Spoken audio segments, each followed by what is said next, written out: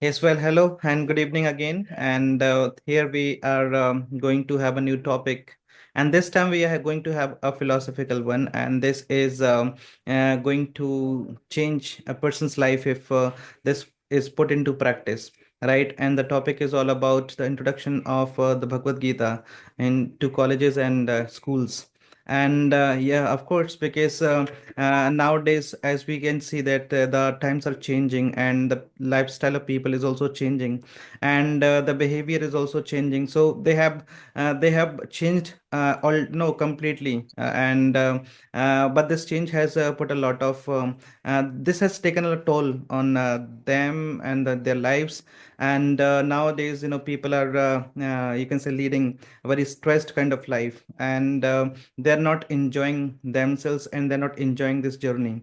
So they are looking for a way out. So what can they out that that way out be? And can this really be long lasting?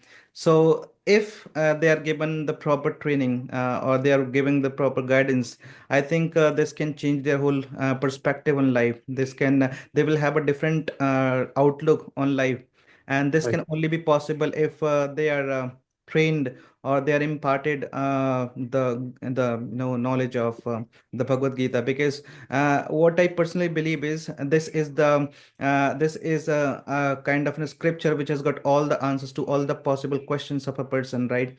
And one more thing I've personally experienced, someone may they can you can say they can say that what is the Bhagavad Gita, what has the Bhagavad Gita do to do with today's modern world? Because this when this actually this was created, it happened years ago. So how can this be applicable to today's modern lifestyle?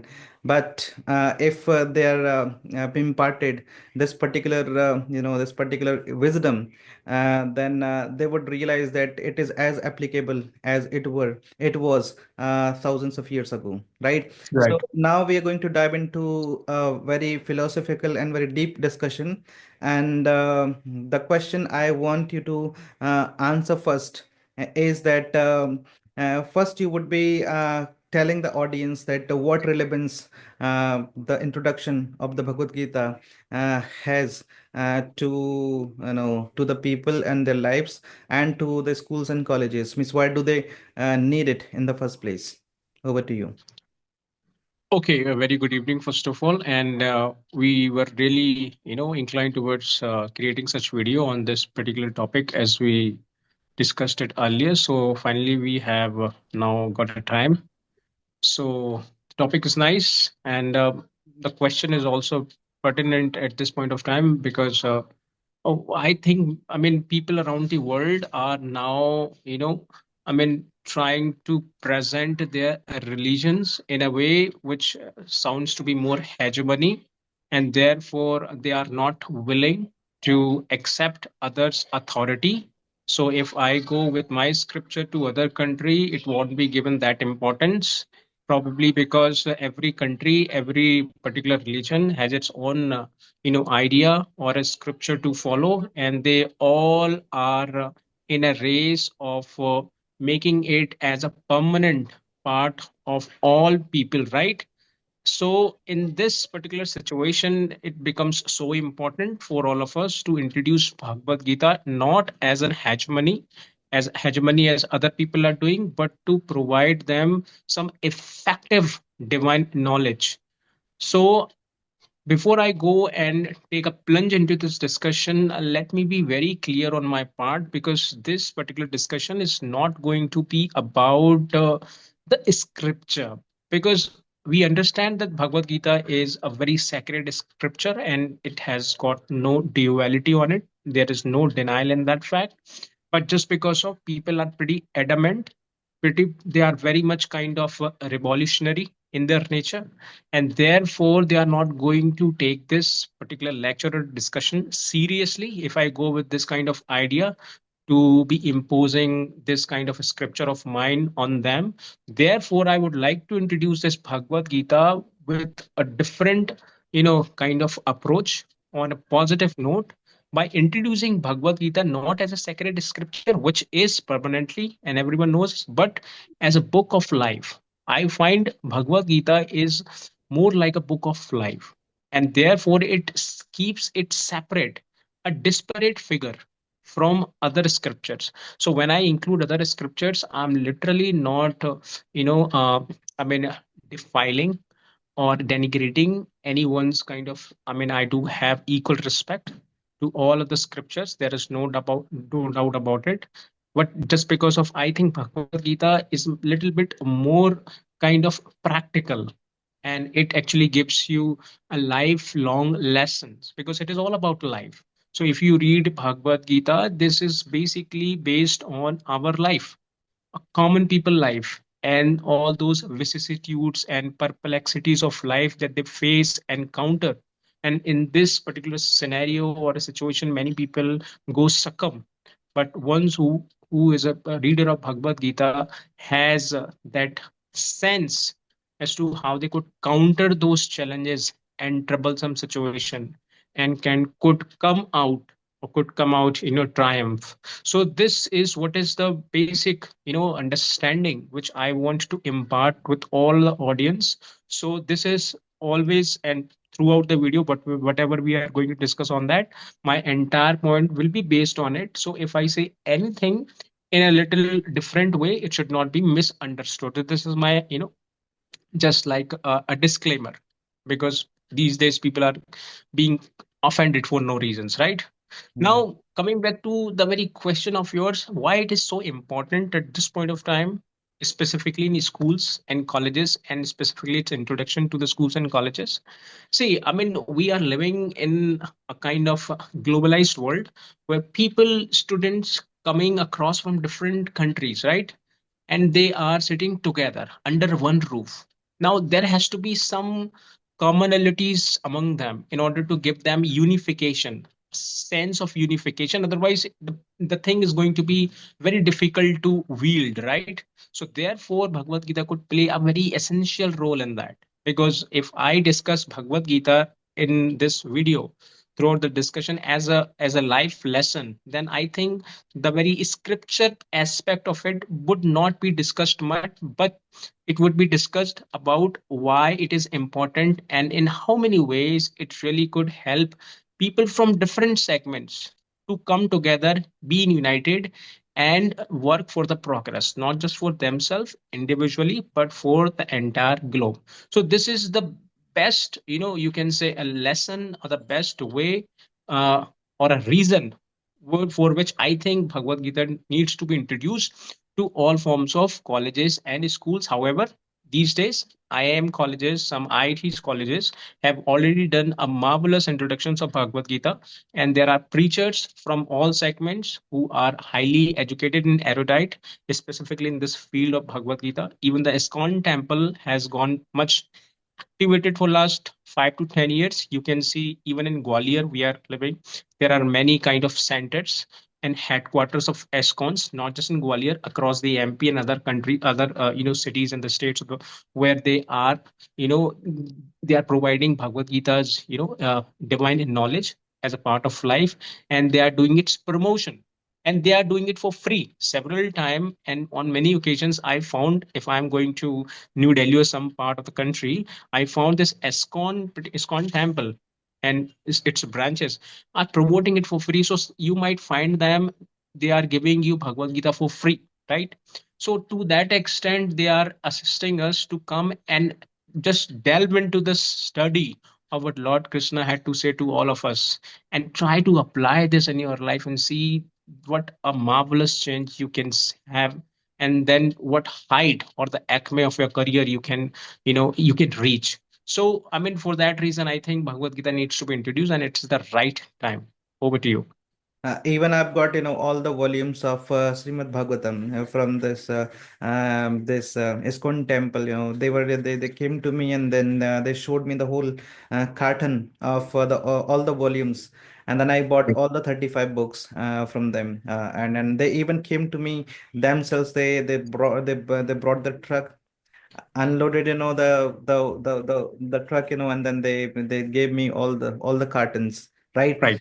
The question, why we have thought of discussing the introduction of the Bhagavad Gita to the schools and colleges and to the people is that it deals with the practicalities of life. For example, this happened when Arjuna got puzzled, and he was not able to decide what he should be doing, and then Lord Krishna, then he started telling him all the he gave all the answers to his all the Right, questions, and the kind of questions he had in his mind, the kind of questions he was dealing with are pertinent to the present situation. And that's right, why we decided that if this is introduced to people, perhaps they would get all the answer to the questions, and they would right, not then be feeling that much pressurized, that much disappointed, and they right, would have hope in their lives. And that's what the purpose of human life is, right? We have to be hopeful, we have to be happy, and we have to look for the goal. We have to look for the goals. We have to achieve the goals, and we have to do good to the world we are right. living in, right? So the first question we are to discuss is, tell me what are the core teachings of the Bhagavad Gita, and then how might they offer value to students, of a modern and secular education system? Okay, I mean, let me be very clear on this very part since you asked me this question. And it's very pertinent question, very important questions before we go and take a plunge into this discussion to the deeper, inside of this Bhagavad Gita, right?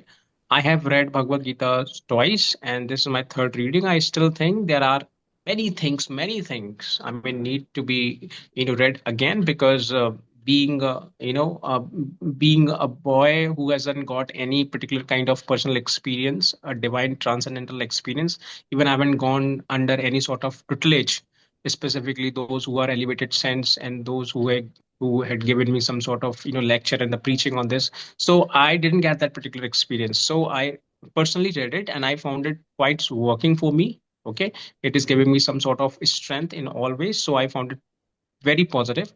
So every time when I read Bhagavad Gita, it gives me some new, insight towards my life and for my life, right?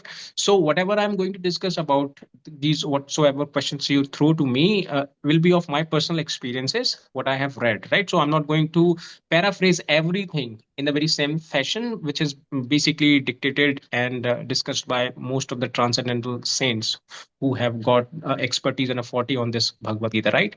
And I think in my way of understanding whatsoever I've understood so far, it's also working. So in a late main term, I think if you speak and discuss and impart something as a knowledge and information to people, it becomes more easy to grasp and assimilate, right? So therefore I would move with this particular kind of approach. Okay, so to your question, I would love to say one thing, that first, if you look at the Bhagavad Gita, right, what do we learn from the Bhagavad Gita? See, Bhagavad Gita is all about life. Bhagavad Gita is all about, few things which I want to say is specifically in the beginning, so that for viewers it could be easy to understand in what context I'm going and driving my overall, lecturing or whatsoever it is, right? See, the entire life is seen as full of challenges. This is what people have to accept it. What do we say? That life is full of challenges, and it's full of trouble. It's full of miseries. There is no doubt about that. So if you can read Gautam Buddha's preaching and what he said about life, he is almost on the same I mean path, Same on the page. same. Yes, he's completely, because he goes very much consistent with Bhagavad Gita on many occasions, right? Vipassana is one of those aspects.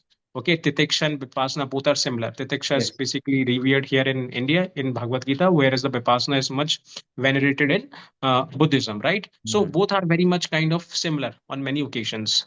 So in life of the person is seen as the most difficult, kind of experience, right? Now, one thing is, now thereafter two questions arise. The first question arise, can there be a possibility for all of us to live happily for 24 hours? This is the first question. And the second question comes out of it is that if there are miseries, if there are predicaments and plightful situation, then is there any solution which could mitigate all these things? Okay, which could give us a kind of hope where we could live our life in a way where with the suffering on us, still we are living a life in a more peaceful manner? So these two questions are arising from the Bhagavad Gita, according to my understanding. Now, the first question, which I think is very on its very first part, is rejected, because when we say can we live life happily for 24/7, it's impossible. Bhagavad Gita clearly says it is Yes. impossible. So what is impossible is, I think, is could be, or it could be foolish for all of us to even discuss about it or to have an answer for that, right? So then we move to the second question: can we mitigate, can we reduce this very degree of suffering that we face, that we go through on a routine life?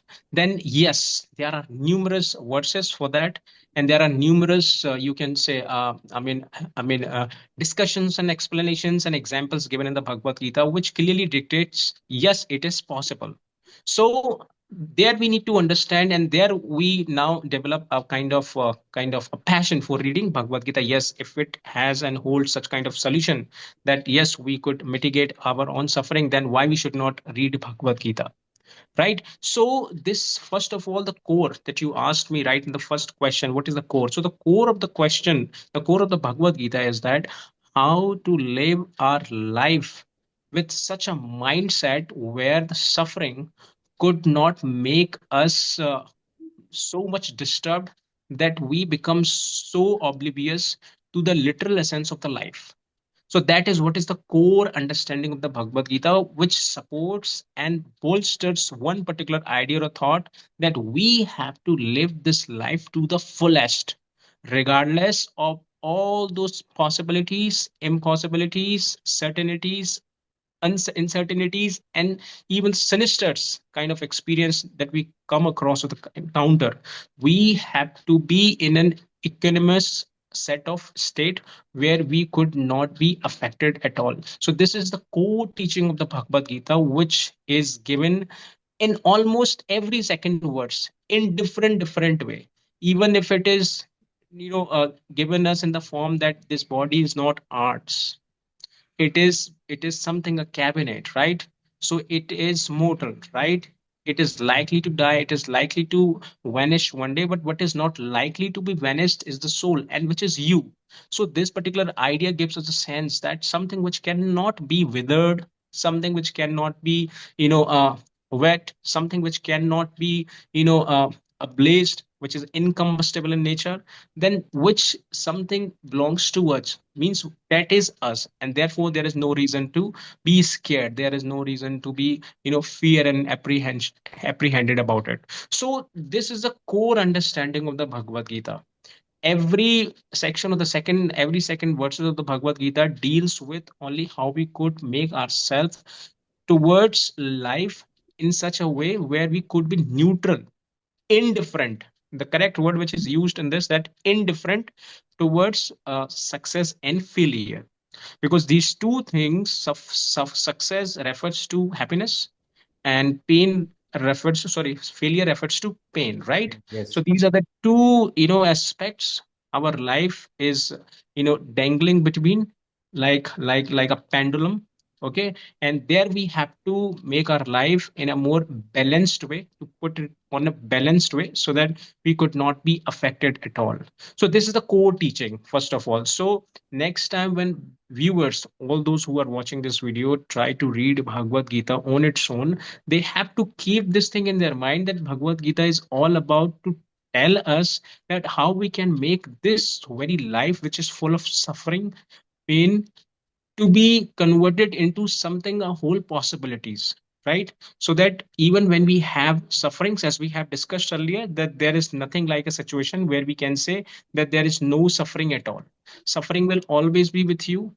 Everything is possible. It is also discussed in a more analogical term that says that the sea always has waves, right? So we are in a sea, and these waves could always be in a mode of going up and down, right? So it is not in your control.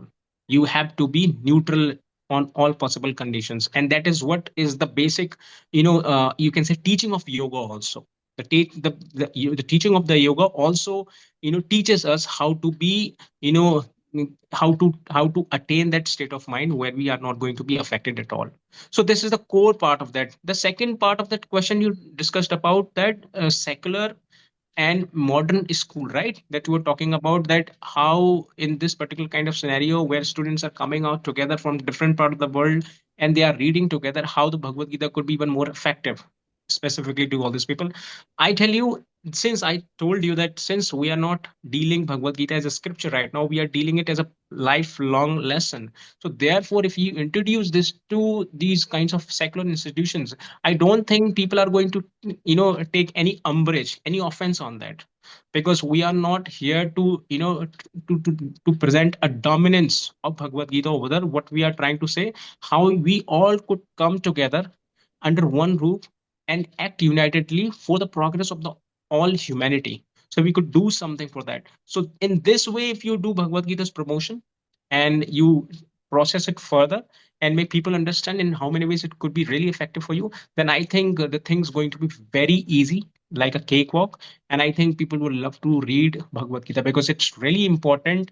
I mean, the purpose for introducing Bhagavad Gita to schools and colleges to make them read, not just to make them feel about reading. Because if they don't read that and if they could only listen to this, then our particular kind of goal that we have decided could be somewhere missed out.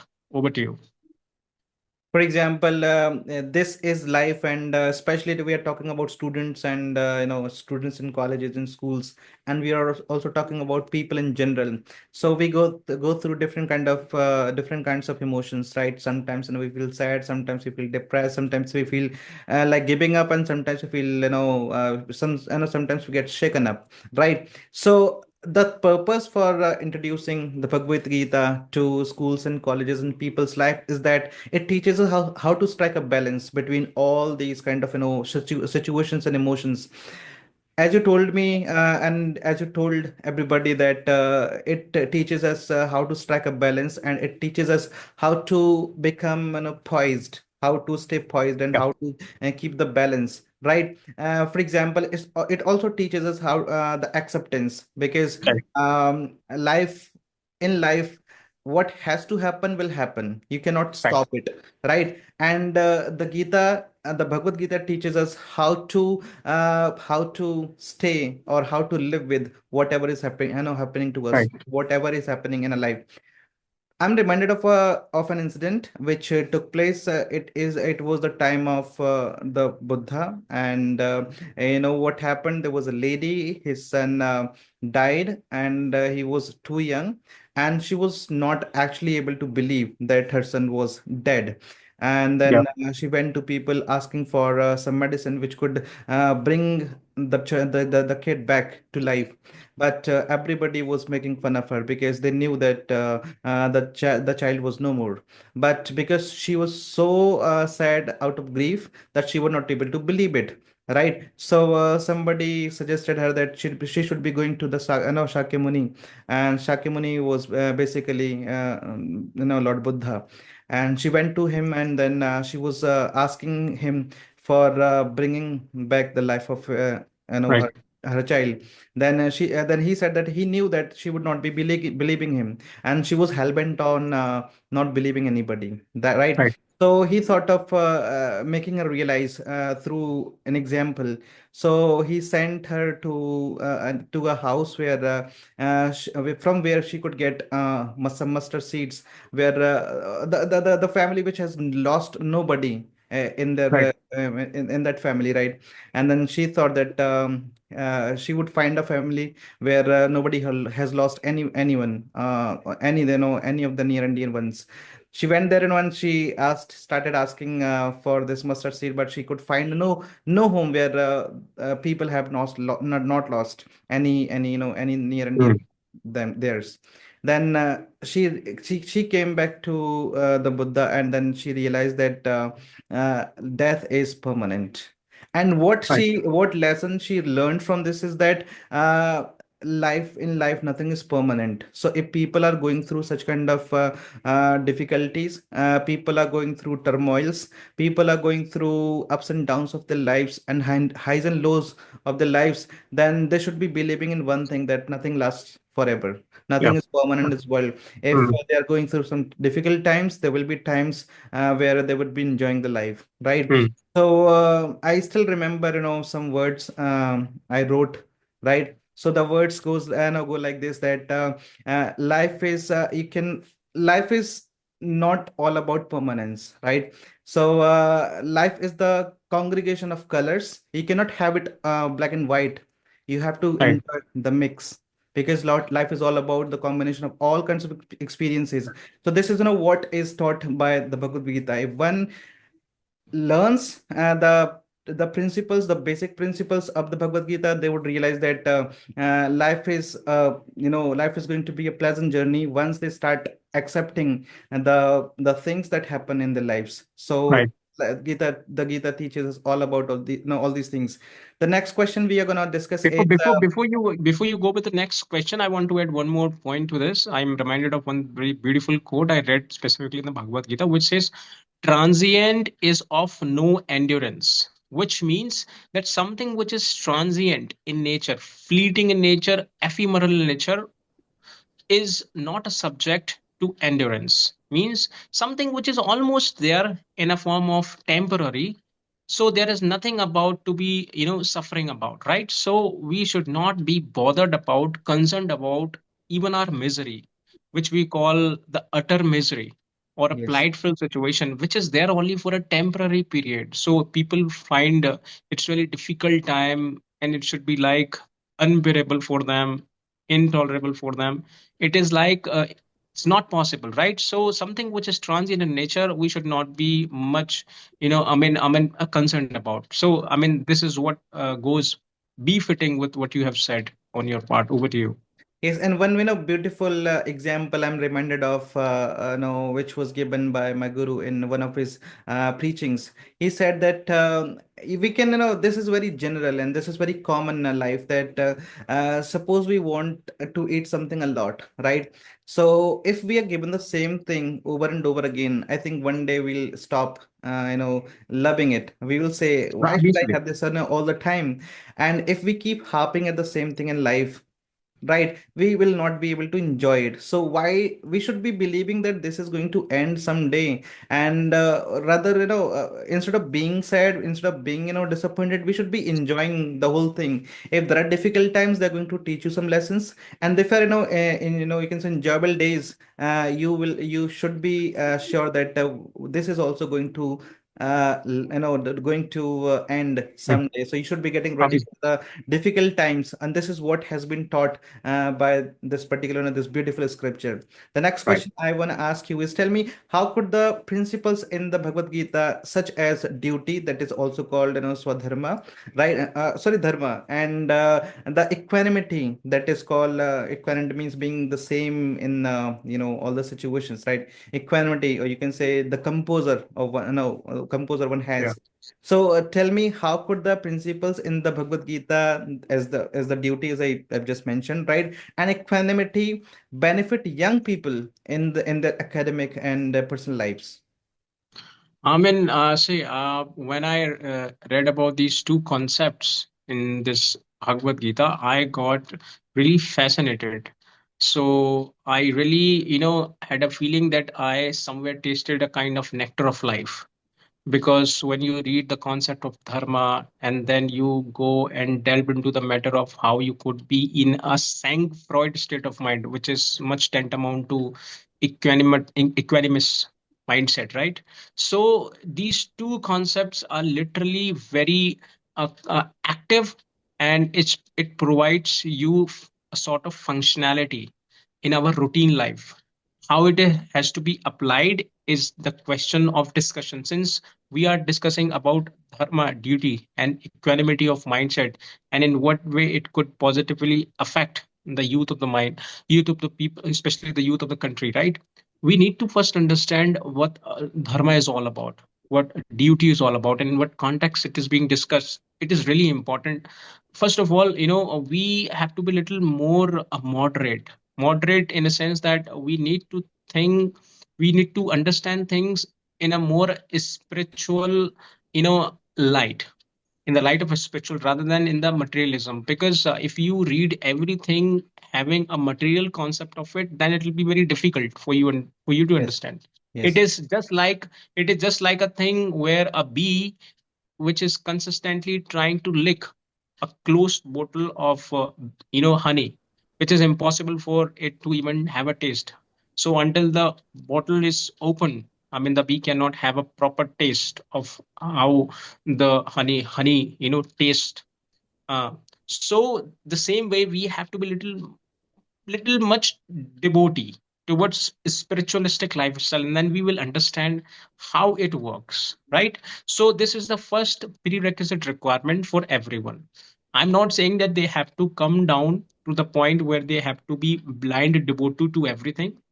Even the Bhagavad Gita says in one of the context, which says that nahi gyane na sadrisham pavitra mahi vidyate tat swayam yoga sansiddham kalinatmani vindate, which simply means one thing, that it is up to you to decide what should be held as right for you or wrong. You will use your own parameters upon your own experiences that you have got, and you are the one to take the final decision. Even the Gautam Buddha said the same thing, Yes. that whatever I'm preaching to you, it is not something you have to accept it. You can ask about it, you can question the validity of it by doing your own personal research in this.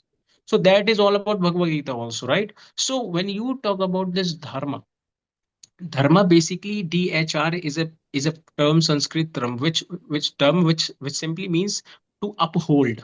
Yes. Here, to uphold refers or imports a kind of idea that we are talking about in the context of upholding some human values, lifelong values, right? So, for example, no one can deny that honesty is is a kind of life value or a human value.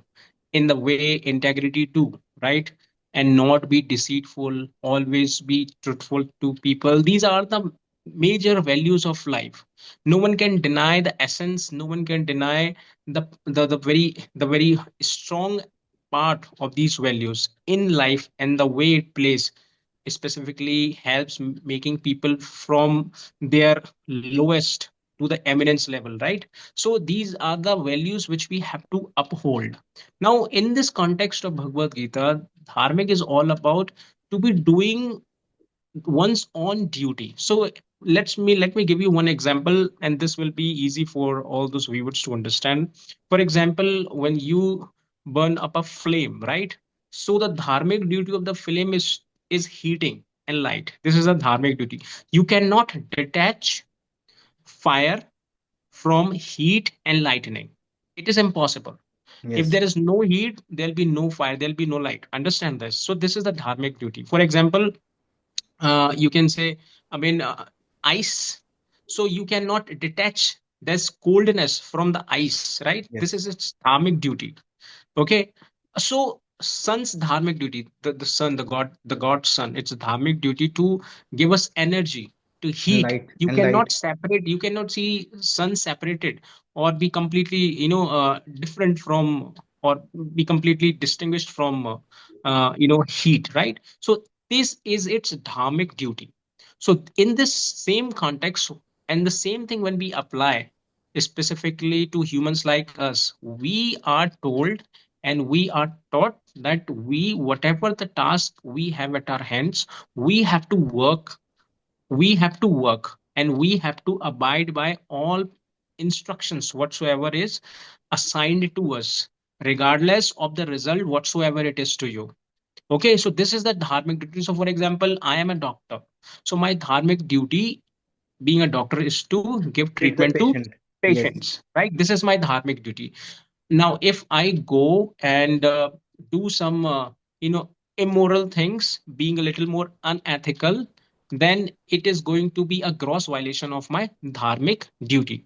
So this is what is all about. dharmic. Okay, now let's move to the next part, that is equanimity of mind, and then we will try to understand how it could be applied to the youth of the country in a more effective way. I mean, equanimity of mind is all about to maintain one's own composure, specifically in all difficulties of life. So as In I hard told, situations. and yes, an hard situation, as we have discussed in the very first part, that life is full of troubles, life is full of turmoils, right? So it's not easy for us to cope with that. So therefore, we need to have some sort of mental training, right? We can achieve it through even yoga practicing, or we can do it through some other processes. But the ultimate, result that ensues is that to achieve this equanimity of mind. So once we get the equanimity of mind, one thing is sure for us, that we are not going to be affected. So we are not going to be affected physically and psychologically. Then there is a possibility for something bigger to happen with us, as a phenomena, as an event, and for which I think the entire generation would be treated as a beneficiary of it, right? Many of the sages and the priests who have lived in some higher order of life, perhaps are those same who actually wrote these very pristine and very impeccable Vedas. Now, how many people have got benefits from these Vedas? I mean, n number of people. So therefore, this equanimity of mind is literally important, and specifically in this situation where we are living right now, where everything is so difficult to manage, that we sometimes, feel that we are going to succumb to it, right? So equanimity of mind and this dharmic, both are equally important. Now let's talk about how we can apply this to the youth and how it could be more effective, especially in their lifestyle. See, we know that today's this, I mean, since we are heavily materialistic, and moreover, this new materialism is a new concept arising out. So people are getting more blind towards richness, and therefore they are somewhere forgetting about the real values of life, for which, and on the ground of it, life is sustainable. You actually snatch those basic values from the life and see the next time the life is no longer existing, but we are not understanding this. So dharmic duty, dharma or dharmic, teaches all those youth to be sticking to one's responsibility, like a more accountable person, regardless of the results whatsoever you face. In this way, you will be justifying your existence, you will be justifying the task that you have. Many people got offended sometimes by the work they get. For example, if a sweeper tomorrow's morning comes and refuses to work for you as their services, then how many people are going to be impacted by it? This is just a basic kind of basic, people call it a basic, but this is equally important as some scientists doing some researches for some universal understanding, right? So there is no difference between or among the tasks that are distributed among a different section of the people, but one thing is really important, that one must abide by one's particular dharmic duty, and that is what is consistently discussed and told by Lord Krishna to Arjuna, where Arjuna specifically was in a denial state of mind, as he was not ready to fight against his own kith and kins, telling that he has no that audacity or a gumption to even fight against those who are their elders and who are their ancestors. So therefore, this Lord Krishna, the God Lord Krishna, comes out and says, "This is your dharmic duty. This is not about your particular kind of personal relationship to enjoy or to be lamenting about. It is more than that. And therefore, you should realize your dharmic duty, because if you think either you be killed or your ancestors on the other side, in the opponent sides, be killed, the the fact is that neither of the parties, neither of the members or the valor warriors are going to be killed, because this body which you call a cabinet is just a mortal, but inside us, inside it is a soul, and which is indestructible. So for that reason, you should not be worried and concerned about, you should be continuing and in a perpetuating state of mind, where you should be following your own dharmic duty. So this is why Lord Krishna consistently nagging at Lord Arjuna to go with dharmic duties. So in this way, I mean, in this way, when we teach all these students students in all capacity will try to stick to their duties even in a situation where they are not getting permanent results. And this is very common today right now in the society, where we are pretty much kind of inundated with different kind of challenges. So it's very likely that our temper is going to lose. This dharmic concept and this equanimity concept could be a better, in fact not a better, the best instrument as a solution for all of them, where they are not going to be affected at all whatsoever crisis touches them. They will always be in a state of mind where they could be internally be calm and composed. And that is what is the sole goal of the Bhagavad Gita for all the youth, through this dharmic and the equanimity of mind as a concept. Over to you. One must know, one most important thing one has to know is that if they want to be benefited from it, then Mm. they should be keeping the mind open first. And one Correct. more thing, whatever they have their mind, whatever the knowledge, information they have their mind right now, they should be decluttering their mind first from that particular kind of knowledge. Because what I believe, personally believe, is that when you have, this knowledge in your mind, then you start, judging things. You just started, judging, judging, no, judging people. And if you cannot get something properly, I think you will be getting, misunderstood, or Right. you will not be able to understand the whole thing. Because first, and as you also said, that we should be ready to understand, we should be ready to believe first, we should be devoted towards something. And we Yeah. don't have that, that particular element that called, devotion. Then Mm. perhaps we will not be having that kind of, if we don't learn something from that particular, perspective, Yeah. that particular, mind, which is needed, that particular devotion which is needed, then Mm. perhaps we cannot get that properly. For example, Mm. as you said, that why devotion is required, why you should be ready to do the things and accept the things. For example, there is one incident in the Bhagavad Gita, and where Lord Krishna says to Arjuna that nobody can teach you what your duty is. You have to Mm. realize it. And how you can realize it? What Know, on the basis of the understanding of the things you have, on the basis of the knowledge of the things you have. And for me, one thing can be wrong, the same thing can be right for you. And what is right for you can be wrong for me, because it is Right. all about a duty. And there comes a situation where there was a village was being attacked by some dacoits. And there was they were outraging, or you can say raping some women. And so there was a lady, and she was going to be raped. And there was a boy, and he had his wife on the death's bed. And now he got to know that that lady was going to be raped by the dacoits. And he also knew that his father is also on the death's bed, and he are demanding one single drop of water to be Right. dropped in his mouth. And now nobody can teach him what his duty is, whether he should be giving water to his father, or he should be going out and saving that lady. Only he can decide what his duty is. Nobody Right. else can decide it for him, right? So we should be very much, you can say, we should be ready, and we should be very much devoted, and we should be believing in things. And Mm. once we have analyzed something, then it is, or you can say, it is solely our duty, and to decide what Mm. we can do, or what I can do, and what people can do. Nobody can decide this. So next question we are going to discuss is, tell me, in a multicultural society, as we've got so many different societies in the country, right? So in a multicultural society, what challenge might arise Yeah. from introducing a Hindu scripture in the public education, as we have also already discussed.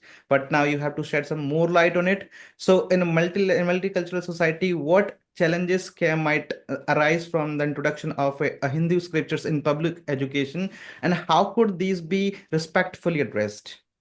Okay. So this question is really worthy of admirations, because because I think today, I mean, as we discussed earlier in the very previous part of this video, that there is a kind of race, and countries' leaders are like pretty much into the idea of how they could even process their scriptures into the mindset of the people, even willingly or unwillingly, and making them accept it thoroughly to be as only one scripture. existence on this planet, and whatsoever they had read so far as their own scripture has no value and existential value. So this is what is the reality, and this is happening all around the world. There is no doubt about that. Now, in this condition, if we come out with an introduction of Bhagavad Gita specifically to secular institutions, I understand that this is going to be not like a a cakewalk, right?